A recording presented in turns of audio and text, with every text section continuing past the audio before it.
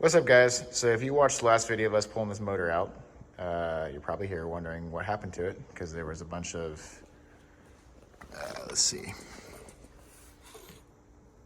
coolant in the oil, and that overflowed and got into my intake system here, which is not good.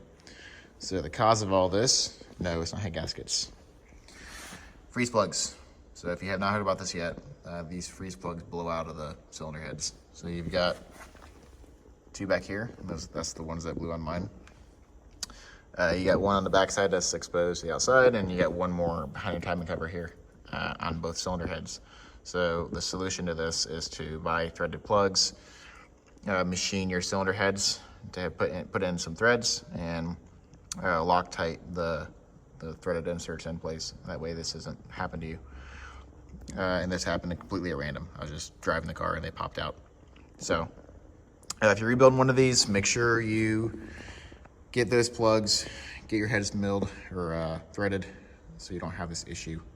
This will take out your engine. So I think I can save mine, but not fun to deal with after I just rebuilt this thing 5,000 miles ago and I didn't do it. So don't make my mistakes, replace them. All right, guys, see ya.